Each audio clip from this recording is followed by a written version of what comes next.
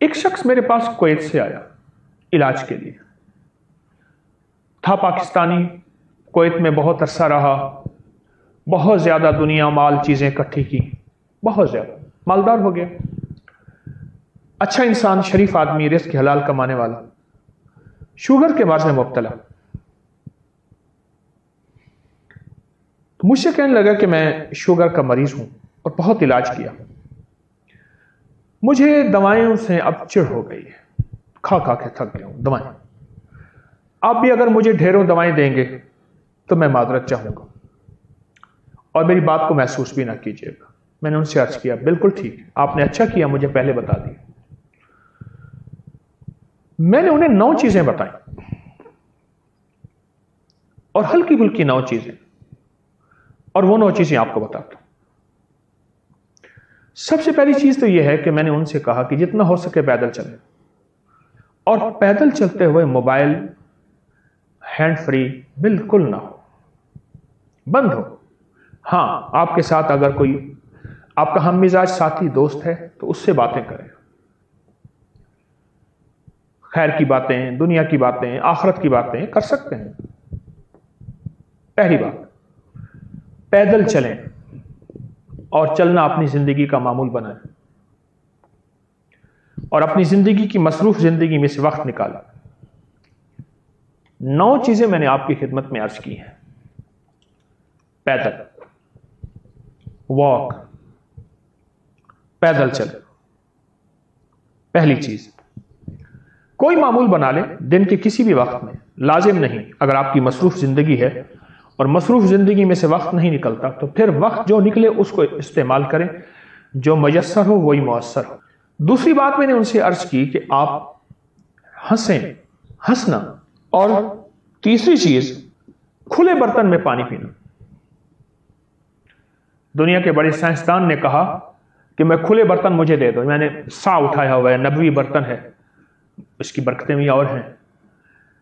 کہا کہ کھلے برتن میں پانی دو، چمڑے کی جوتی دو، اور موٹے آٹے کی روٹی دو، پھر آنکھیں بند کر کے ساری کائنات کے سارے راز بتا دوں گا، دنیا کیا ہے، کہاں ہے، زمین کے نیچے کیا ہے، آسمان کے اوپر کیا ہے۔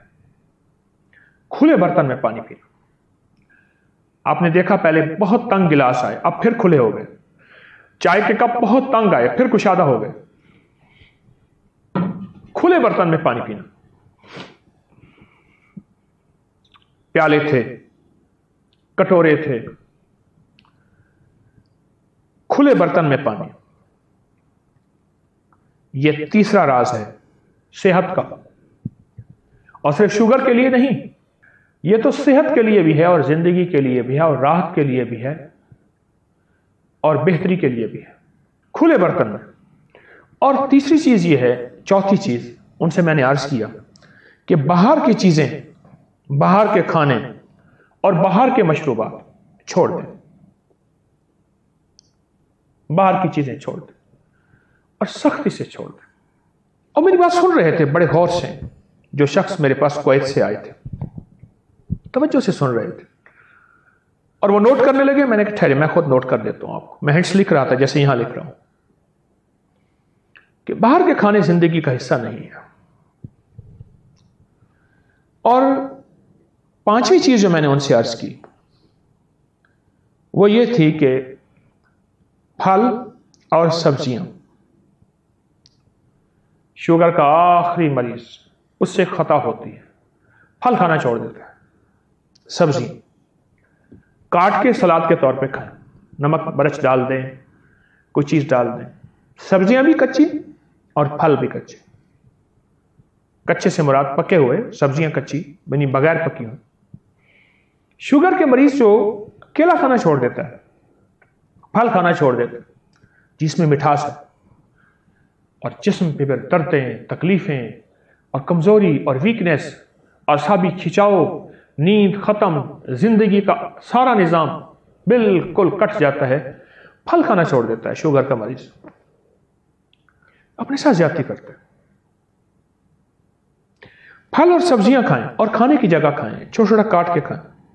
آپ نہیں کھا سکتے، آپ ایسے کریں، پھل اور سبزیاں پانی میں شیک کر لیں، گلاس پی لیں، مگ پی لیں، ایک کٹورا پی لیں، دن میں 2-3 دفعہ پی لیں. ایسے کھائیں گے دانت مضبوط ہوں گے. اگر نہیں کھا سکتے مجبوری ہے اس کا شیک پی لیں. بہت کمال چیز ہے اور بے مثال چیز ہے. پھل کھائیں، سبزیاں کھائیں. یہ وہ چیزیں ہیں فطری، یہ وہ کھانے ہیں فطری جن کو قدرت خود بناتی ہے. پھل خود بنتے ہیں، سبزیاں خود بنتی ہیں. یہ فطری وہ کھانے ہیں جنہیں فطرت خود بناتی ہے. یہ کسی کچن میں نہیں جاتے، کسی انسانی ہاتھ اس کو نہیں چھوتے، فرشتوں کے ہاتھ چھوتے ہیں، نورانی ہاتھ چھوتے ہیں. اور آسمانی نظام رات کو ان سبزیوں کی پرورش کرتا ہے، پھلوں کی پرورش کرتا ہے. سورج ان کو دودھ پلاتا ہے، سینچتا ہے، ان کو پانی دیتا ہے. اور فطری پانی جو اربوں سال سے زمین کے اندر اللہ نے محفوظ رکھا ہوا ہے وہ ان کو لگتا ہے. اور پھر بارش کا پانی بھی لگتا ہے، وہ تو اور رحمت ہو گئی. چھوٹی چیزیں ہیں. جب سے مصنوعی غذائیں آئی ہیں اور باہر کی غذائیں آئی ہیں، پھل اور سبزیاں بے اوقات ہو گئی ہیں. اور خاص طور پہ کھٹا میٹھا سیب سستا سا جو سب سے زیادہ فائدہ مند تھا، اس کی حیثیت ختم ہو گئی. سیب لیں گے بہت بڑا، ہم اندر سے پھوگ ہوگی. اور جو کھٹا میٹھا سیب ہوگا اور جگہ جگہ سے نشان بھی ہوگے، داغی بھی ہوگا، اس کو چھوڑ دیں گے. غریب کھا کے صحت مند ہوگا. مالدار وہ سیب کھائے گا، وہ بھی صحت مندی کا ہے، لیکن وہ سیب اصل ہے. وہ سیب اصل ہے جو بظاہر ہلکا سا اس میں کھٹاس ہے اور اس کی ظاہری شکل خوبصورت نہیں ہے. اور جو خوبصورت سیب ہم تلاش کرتے ہیں اس میں ہے، لیکن جو اس میں ہے اس میں نہیں ہے. خوبصورت سیب میں ہے صحت، تندرستی، جسمانی کیفیات، طاقت، سب کچھ ہے. لیکن جو اس سستے سیب میں ہے جو عام ٹھیلوں میں بک رہا ہوتا ہے وہ اس میں نہیں ہے.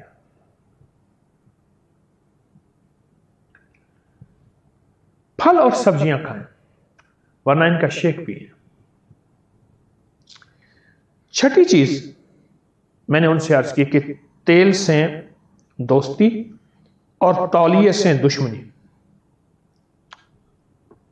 تیل سے دوستی نہانے کے بعد، تولیہ ویسے آپ وضو کریں ویسے کر سکتے ہیں. دشمنی سے مراد یہ نہیں کہ اس کو نہانے کے بعد، خاص طور پہ سردی ہے یا گرمی، اپنے جسم پہ تیل لگائیں. میں اس کی ایک بات آپ کو سناؤں.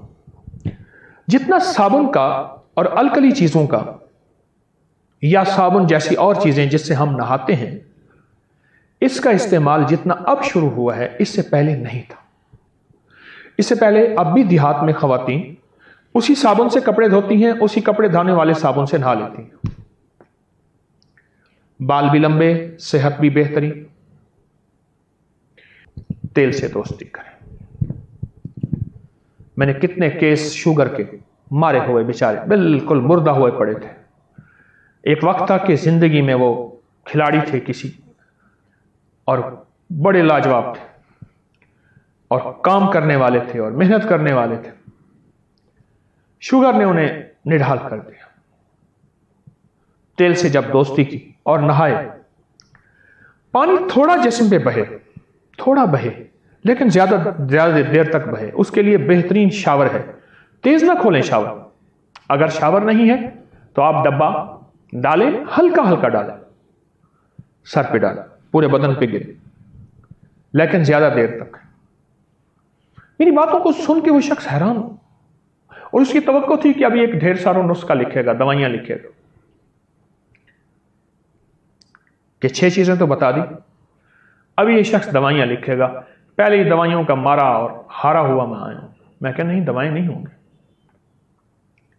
دوائیں نہیں ہوں گی. آپ کے لیے انشاءاللہ جو موتی میں چن رہا ہوں اور دے رہا ہوں، آپ دیکھیں تو پھر آپ کو کیا فائدہ ہوگا.